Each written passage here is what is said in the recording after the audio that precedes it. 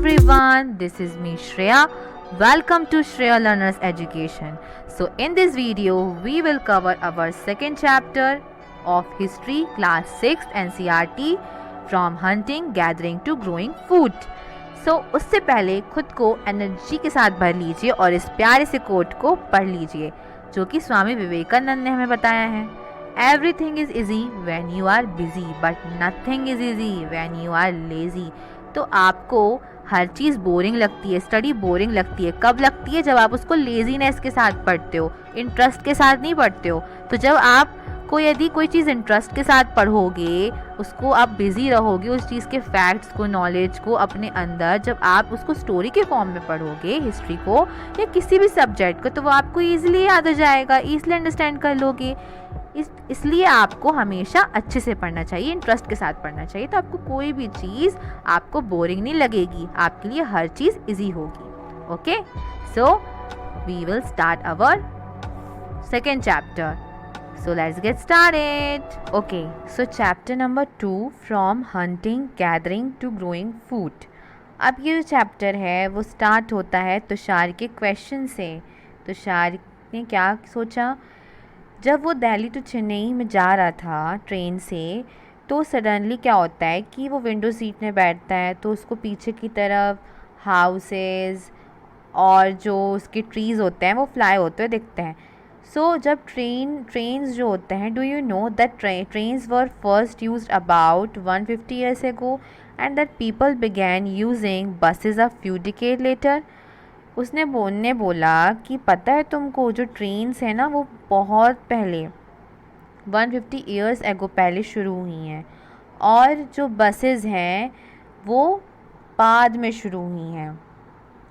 Okay, सो तुषार ने ये सोचा अपने आप में कि जब लोग, इतना डिफ़िकल्ट था एक जगह से दूसरी जगह पर जाना, उनके पास पहले कोई साधन नहीं होगा, तो फिर वो जाते कैसे होंगे? क्या वो जहाँ पर रहते थे, जहाँ पर वो बॉर्न हुए थे, क्या वो हमेशा वहीं रहते थे? ये क्वेश्चंस उसके दिमाग में जाने लगे. अब हमारे माइंड में भी क्वेश्चन आएंगे कि क्या सच में ऐसा होता था कि वो जहाँ रहते थे वहीं पे वो रहते थे, कहीं जाते ही नहीं थे? अब आता है first question. The earliest people, why were they on the move? वो क्यों रहते थे, क्यों मूव करते थे एक जगह से दूसरी जगह पे? First question. चलिए इसका आंसर देख लेते हैं. तो हम सभी जानते हैं, we know about people who lived in the subcontinent. हम जानते हैं कि जो सब कॉन्टिनेंट में रहते थे 2 million एगो पहले, तो वो हम उन्हें डिस्क्राइब किस नाम से कर रहे हैं? Hunters and gatherers. ये नेम्स कहाँ से आए हैं? फूड से आए हैं, क्योंकि वो हंटिंग करते थे, गैदरिंग करते थे, तो हमने उनका नाम हंटर्स गैदरर्स रख दिया. फिर जब उन्हें हंटेड करने लगी, एनिमल्स को हंट कर, वाइल्ड एनिमल्स को, फिशेस को, बर्ड्स को, gathered fruits, roots, nuts, seeds, इनको जब वो करने लगी तो क्या होने लगा? इनका नाम पड़ गया हंटर गैदरर्स. अब हंटर जो गैदरर्स थे वो एक प्लेस से दूसरी प्लेस में जाया करते थे. अब क्यों जाया करते थे? रीज़न्स है ना भाई, देते हैं रीज़न्स हैं इसके. रीज़न्स क्या है? पहला रीज़न ये है कि वो एक समय तक, मतलब कि बहुत देर तक एक जगह पर वो नहीं रह सकते थे. They would have eaten up all the available plants and animal resources. अब क्या होता था कि अब उन जैसे एक जगह पर वो रहना भी चाहें तो वो इतना उनके पास रिसोर्सेज नहीं हुआ करते थे कि वो एक जो उनका जो खाना होता था, जो शिकार करके वो लाते थे, तो वो दिन भर उसको 2-3 दिन तक वो कर सके. इसलिए उनको जाना ही पड़ता था, क्योंकि उनका खाना ख़त्म हो जाया करता था. ठीक है. अब सेकंड क्या है? एक और रीज़न है. दूसरा रीज़न क्या है कि जो smaller prey, in case of deer and wild cattle, जैसे अब जो एनिमल्स हैं वो भी मूव करते थे, वो भी तो एक जगह बैठे नहीं रहते हैं, क्योंकि उनको शिकार करना होता है, उनको अपना खाना खाना होता है. तो जो एनिमल्स होते हैं वो भी तो इधर से उधर मूव करते हैं. इसलिए जो लोग थे, हंटर्स गैदरर्स थे, तो वो जो थे उनको भी मूव करना पड़ता था, क्योंकि वो जानवरों का शिकार करके खाया करते थे, इसलिए उन्हें भी मूव करना पड़ता था. ग्रास के लीव्स के लिए वो लोग जाते थे, ग्रास के लिए, लीव्स के लिए. तो इसलिए ये भी कारण था कि जो हंटर्स गैदरर्स थे वो इधर से उधर जाया करते थे. थर्ड रीज़न भी है. इसका तीसरा रीज़न ये है कि जो plant, trees, bear fruit, different seasons, मतलब जो प्लांट्स हैं, हमारे सीजन्स होते हैं, अलग अलग सीज़न में अलग अलग वेजिटेबल्स हमको मिलती हैं, ठीक है। उसी तरीके से अलग अलग सीजन्स में अलग अलग ट्रीज़ प्लांट्स हुआ करते हैं। तो जो पीपल होते हैं वो सीज़न टू सीज़न मूव करते हैं इन search of different kinds of plants. अलग अलग सीज़न में अलग अलग जगह उन्हें जाना पड़ता था अलग अलग प्लांट्स के लिए। फोर्थ रीज़न क्या है कि plants and animals need water to survive. अब जो पौधे हैं और जो जानवर हैं उन्हें भी सर्वाइव करने के लिए पानी चाहिए। Water is found in lakes, streams and rivers. तो जो वाटर है वो भी कहाँ पर, लेक्स में, स्ट्रीम्स में, रिवर्स में ही मिलेगा। इसलिए जो बहुत सारी रिवर्स और लेक्स थी वो पेरेनियल थी, मतलब कि कुछ रिवर्स तो पेरेनियल हैं और कुछ रिवर्स नॉन पेरेनियल हैं। अब आपके माइंड में क्वेश्चन आएगा कि पेरेनियल और नॉन पेरेनियल का मतलब क्या है। तो हम इसे एक बार देख लेते हैं। पेरेनियल मतलब कि कुछ रिवर्स ऐसी होती हैं जिनका पानी सीज़न के साथ, में से गर्मी हुई तो गर्मी के साथ जो पानी है वो सूख गया। और कुछ सीज़न्स ऐसे होते हैं कि गर्मी हो जाए या ठंडी हो जाए या बरसात हो जाए, पर जो उसका जो वाटर होता है वो सूखता नहीं है, वो हमेशा रहा रहता है, ठीक है। तो ये कुछ रिवर्स ऐसी हैं। तो throughout the year others are seasonal. तो अदर्स सीजनल्स होती हैं और अदर्स जो होती हैं वो हमेशा रहती हैं। People living on their banks would have had to go in search of water during the dry season. अब देखो, अब क्या हो जाता है, अब पेरेनियल्स जो रिवर्स हैं वो तो ठीक है, पर जो नॉन पेरेनियल रिवर्स हैं तो उनके लिए क्या हो जाएगा, अब सीज़न ड्राई सीज़न आएगा, समर आएगा, तो फिर क्या होगा, तो वो तो सूख जाएगी नदी। तो फिर उनको जाना पड़ेगा और उनको जीने के लिए भी तो वाटर चाहिए ना, तो इसलिए वो दूसरी जगह पर चले जाते थे। How do we know about these people. अब हमें अब ये क्वेश्चन आता है कि हम आपको इतना नॉलेज बांट रहे हैं तो ये हमको पता कैसे चला भाई कि ऐसा होता था, ऐसा होता था, ऐसा होता था, तो कैसे पता चला कि ऐसा कैसे होता था। तो इस ऐसे पता चला, आर्कियोलॉजिस्ट से पता चला। आर्कियोलॉजिस्ट ने क्या किया, have found some of the things hunter gatherers made and used। Hunter gatherers ने जो चीज़ बनाई और उसको यूज़ करी वो आर्कियोलॉजिस्ट ने ढूंढी। आर्कियोलॉजिस्ट कौन, जो स्टडी करते हैं हिस्ट्री के बारे में, उनके एविडेंसेस को सर्च करते हैं और फिर टूल्स, वेपन्स, जो कुछ भी ढूंढा है ना हमारी हिस्ट्री के बारे में, जो कुछ भी पता चला वो आर्कियोलॉजिस्ट ने रिसर्च करी। आज के टाइम पे कौन होता है, डिटेक्टिव्स होते हैं। उस टाइम पे डिटेक्टिव्स हुआ करते थे आर्कियोलॉजिस्ट, और वो ढूंढा करते थे, ठीक है, गैदरर्स कैसे कैसे आगे बढ़े। अब आज के टाइम पे हमारे पास नाइफ्स हैं, है ना, हाँ, स्पून्स हैं, खाने के लिए स्पून है, नाइफ़ है, काटने के लिए नाइफ़ है ना। तो उस टाइम पे क्या था, कुछ भी नहीं था, इसलिए क्या करते थे वो लोग, काटने के लिए मीट और बोन, आज हम खाना खाते हैं, सब वेजिटेबल्स को काटने के लिए नाइफ़ है। तो उस टाइम पे क्या होता था कि मीट और बोन को काटने के लिए क्या यूज़ करते थे, वो स्टोन यूज़ करते थे, पत्थर यूज़ करते थे, बोन्स यूज़ करते थे। हंटिंग करते थे तो बोन्स यूज़ करते थे, है ना।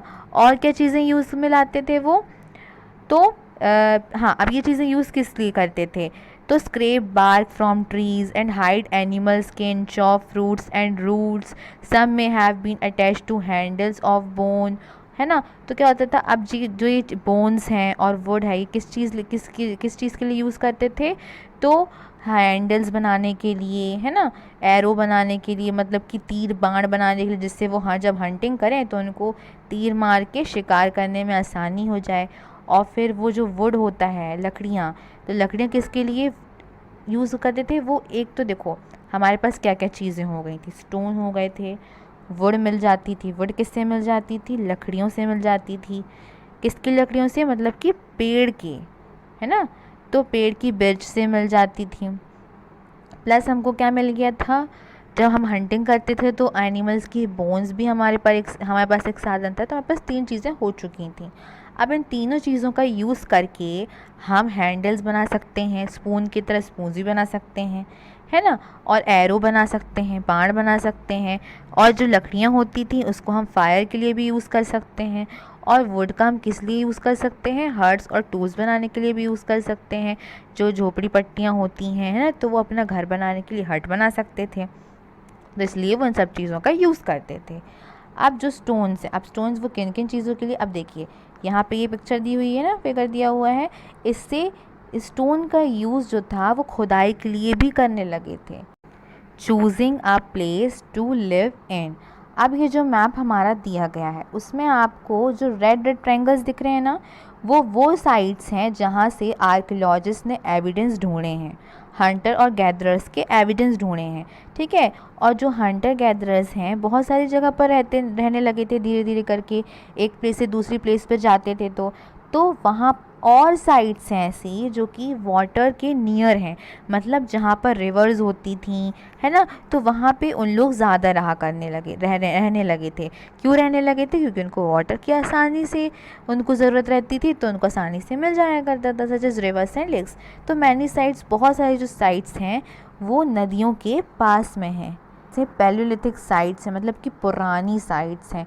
ये जो ब्लू कलर से दी गई हैं वो नियोलिथिक साइट्स हैं, ग्रीन कलर से दी गई मेगालिथिक साइट्स हैं, और जो ट्रायंगल से हमको दिया अर्ली विलेज, पहले के जो विलेज थे, मॉडर्न सिटीज़, जो अब के टाइम पे मॉडर्न सिटीज़ बनी, क्योंकि मैप तो हमारा अभी पूरा बना हुआ है, पर अभी हमको क्या देख रहे हैं इसमें हम सिर्फ देख रहे हैं जो रेड ट्रायंगल से भीमबेटका, कुरनूल केव्स, हुंजगी, तो ये सब जो जगह हैं ये हमारी कहाँ की जगह हैं? ये हमारी वो साइट्स हैं जहाँ आर्कियोलॉजिस्ट को एविडेंस मिले हैं हंटर और गैदरर्स के, ठीक है। अब भीमबेटका जो हमने साइट देखी वो आज के टाइम पर कहाँ पर है? मध्य प्रदेश में है।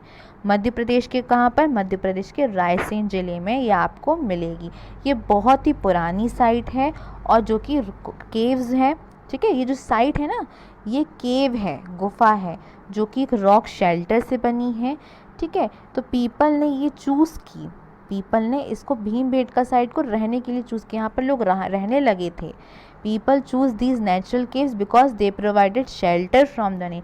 सबसे बड़ी बात, सबसे इम्पॉर्टेंट बात, लोगों को जब बरसात होने लगी, रेन होने लगा, है ना, जब बरसात होने लगी, रेनी सीज़न शुरू हो गया, तब लोगों को सबसे बड़ी और अच्छी बात ये लगी कि उनके ऊपर एक छत थी, है ना, तो जिस वजह से वो अपने आप को प्रोटेक्ट करके रख सकते थे रेन से, हीट से, विंड से, कुछ भी हो जाए। जो हमारा केव है, भीमबेटका की जो केव है, वो उनके लिए बहुत ज़्यादा मददगार साबित हुई, ठीक है। These rock shelters are close to the Narmada valley, और ये जो रॉक शेल्टर वो नर्मदा वैली के बहुत पास में था। कैन यू थिंक, ठीक है। अब as stone tools were important, people try to find places where good quality stone was easily available.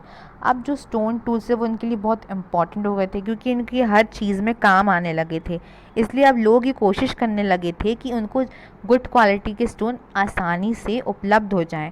तो ऐसे ऐसी जगह पर वो ढूंढते थे कि जहाँ पर उनको आसानी से ये चीज़ें उपलब्ध हो जाएं। अब ये एक रॉक पेंटिंग यहाँ पे ऊपर दिखाई गई है, painting from a rock shelter, describe the painting. अब हम इस पेंटिंग को डिस्क्राइब करते हैं जिसमें लिखा गया है। तो कुछ केव्स ऐसे थे, बहुत सारे केव्स ऐसे थे जहाँ पे अर्ली पीपल पेंटिंग्स बनाते थे उनकी वॉल्स पे, जहाँ पर वो रहते थे वहाँ पर वो पेंटिंग्स बना देते थे वॉल्स पे। Some of the best examples are from Madhya Pradesh and southern Uttar Pradesh. तो बहुत से ऐसे एग्जांपल्स है, मध्य प्रदेश हो गया, साउथर्न उत्तर प्रदेश हो गया, ठीक है। तो these painting show wild animals, और ये जो पेंटिंग है ना ये शो कर रही है वाइल्ड एनिमल्स को। ये देखिए, ये एक हंटर है शायद, और ये इसका शिकार कर रहा है, जो एनिमल है वो भाग रहा है ना। तो दीज पेंटिंग्स क्या शो कर रही हैं? Wild animals drawn with great accuracy and skill. Of course बहुत ही प्यारी पेंटिंग है, और ये शायद से हंटर है और ये एनिमल है, तो ये हंटर जो है वो एनिमल के पीछे भाग रहा लगता है ना। ये देखिए कितनी प्यारा सा हमारा भीमबेटका केव है ना। ये है हमारा रॉक शेल्टर, ये लोग इसमें मस्त आराम से लोग रहा करते थे उस टाइम पर, जो कि आज के टाइम पर मध्य प्रदेश में है। कहाँ पर है? रायसेन डिस्ट्रिक्ट में है। अब साइट्स क्या होती हैं? साइट्स हमने वर्ड यूज़ किया, साइट्स वो प्लेस है जहाँ पे टूल्स, बॉल्स, बिल्डिंग मिलती हैं, इनके रिमेन्स मिलते हैं। रिमेन्स मतलब इनकी कुछ चीज़ें मिलती हैं। ये किससे बनी हुई होती हैं? जो कि लोग छोड़ गए हैं पिछले टाइम पे छोड़ गए हैं, हमारे हंटर गैदरर्स जो हैं वो छोड़ गए हैं। वो चीज़ें हमको आज के टाइम पे मतलब कि आर्कियोलॉजिस्ट ने ढूंढी हैं। दीज में be found on the surface of the earth, under the earth और समटाइम्स इवन अंडर वाटर। तो क्या होता था कि कभी कभी ये अर्थ के सरफेस में हमको मिल जाती थी, तो कभी अर्थ के अंदर मतलब कि खुदाई करके हमको मिल जाती थी ये चीज़ें। हम खुदाई करते थे आर्कियोलॉजिस्ट, तो हमको कोई चीज़ें मिल गई, या तो फिर अर्थ पे पड़ी हुई मतलब कि ज़मीन पे पड़ी हुई मिल गई। ठीक है, तो अब आगे के चैप्टर्स में आप साइट्स के बारे में और ब्रीफ में पढ़ोगे। Finding out about fire. अब फायर के बारे में हमको कैसे पता चला? कुरनूल केव्स, ये भी एक साइट है जो कि हमने अभी मैप में देखी थी। तो वहाँ पर हमको क्या मिला था? ऐश जो होती है मतलब राख, तो उसकी हमको ट्रेसेस मिले थे, कुछ कण मिले थे हमको वहाँ पे, कुछ ट्रेसेस मिले थे। तो ठीक है, तो this suggest that people were familiar. तो इससे पता ये चलता है कि उन लोग जो हंटर गैदरर्स थे वो बहुत ज़्यादा फैमिलियर थे उससे, और वो चीज़ किसके लिए यूज़ करते होंगे? लाइट के लिए, क्योंकि ऑफ कोर्स जब रात हो जाएगी तो वो कैसे अपना बचाव करेंगे, जो वहाँ के एनिमल्स होंगे कैसे बचाव करेंगे? तो ऑफ कोर्स उसका वो लाइट्स के लिए यूज़ करेंगे। मीट को रोस्ट करने के लिए, एनिमल्स को भगाने के लिए वो यूज़ करेंगे। अब हमारा टॉपिक आता है नेम्स एंड डेट्स। अब जो हमने मैप में पढ़ा, पैलियोलिथिक साइट्स, मीसोलिथिक साइट्स, है ना, नियोलिथिक साइट, ट्रायंगल्स बने थे ना इसमें, देखिए ये है ना। यहाँ पे अभी हमको समझ में नहीं आ रहा था कि पैलियोलिथिक साइट क्या होता है, नियोलिथिक क्या होता है, मेगालिथिक क्या होता है ना। तो इसका आंसर यहाँ पर हमको मिल जा रहा है, ये। अब आता है पहला, पैलियोलिथिक साइट्स क्या होती हैं? तो आर्कियोलॉजिस्ट ने बहुत लेंदी नेम्स दिए हैं, है ना, जो आज हम पढ़ रहे हैं। तो they call the earliest period the Palaeolithic, मतलब वो पहले के टाइम को पैलियोलिथिक से डिनोट कर रहे हैं, जो कि वर्ड कहाँ से आया है? पैलेलियो, जिसका मतलब होता है ओल्ड, पुराना, मीनिंग स्टोन, है ना। स्टोन एक तो पत्थर, मतलब स्टोन एज भी कह सकते हैं, और पैलेलियो। The name points to the importance of find of stone tools. The Paleolithic period extends from 2 million years ago to about 12,000 years ago, है ना। तो 2 मिलियन ईयर एगो से लेकर 12,000 साल तक, इतना लॉन्ग स्ट्रेच ऑफ टाइम को हमने किस में डिवाइड किया है? Lower, middle and upper palaeolithic. तो इस लॉन्ग स्पेन ऑफ टाइम ने कम से कम 99% ह्यूमन हिस्ट्री कवर अप कर ली। सोचिए, lower, middle and upper palaeolithic site, the period when we find environmental changes, जब हमको इन्वायरमेंट में चेंजेस दिखने लगे 12,000 साल के बिगनिंग से, क्या दिखने लगा हमको? 10,000 साल तक। मीसोलिथिक, मिडिल स्टोन एज कहते हैं, ठीक है। जो हमारा 12,000 साल तक तो हमारी पैलियोलिथिक चली, फिर उसकी जो स्टार्टिंग से 10,000 साल तक मीसोलिथिक, मिडिल स्टोन एज कहते हैं। तो इसमें क्या क्या हुआ? Stone tools found during this period are generally tiny and are called microliths. तो जो हमको इस पीरियड में जो हमको फाइंड हुए टाइनी से, छोटे छोटे से जो रिमेन्स हमको मिले, हम उसे क्या कहते हैं? माइक्रोलिथिस। माइक्रोलिथिस मतलब क्या होता है? जो कि handles of bone wood to make tools such as saw and sickles, मतलब कि जो मेनली जो यूज़ किया जाता है, मतलब कि बोन, वुड, जिससे हम टूल्स बना सकते हैं, है ना, वो चीज़ें भी हमको मिली। At the same time older varieties of tools continued to be in use. तो जो पहले के जो टूल्स हमको पैलियोलिथिक साइट से मिले वो भी इस एज में यूज़ हो ही रहे थे, पर कुछ कुछ नए टूल्स भी हमको इस पीरियड में मिले। अब अगली स्टेज कौन सी आएगी? Neolithic site. और नियोलिथिक साइट कब से शुरू हुई? 1000 ईयर्स एगो, 10,000 ईयर्स एगो, मतलब कि जब 12,000 ईयर्स एगो से 10,000 ईयर्स एगो। नेक्स्ट स्टेज कब आई? 10,000 ईयर्स एगो, उसे हम क्या कहेंगे? Neolithic age. अब इसमें ये क्वेश्चन पूछा गया है कि आप क्या जानते हैं, आप क्या सोचते हैं नियोलिथिक का मतलब क्या हो सकता है? तो हमने मेंशन किया था कि the names of some places You will find the names of many more places in later chapters. Very often we use present day names of the places where people lived in the past because we don't know what they called them. अच्छा देखिए, आज हम मुंबई ये सब जो हमने locate किए हैं ना न्यूलिथिक टर्म्स में, न्यूलिथिक साइट्स में, तो हमको आज भी नहीं पता है कि उस टाइम पर उन चीज़ों को क्या बोलते थे। और सीरियसली आज भी बहुत सारी चीज़ें ऐसी हैं जो हमको नहीं पता है, जो आर्कियोलॉजिस्ट भी नहीं जान पाए हैं, इसलिए इनका नाम न्यूलिथिक रखा गया है। Okay, so thank you so much for watching this video. अब इसके जो आगे का पोर्शन है वो हम सेकेंड पार्ट में देखेंगे। और आपको ये वीडियो अच्छा लगा तो प्लीज़ लाइक, कमेंट, सब्सक्राइब ज़रूर करिएगा।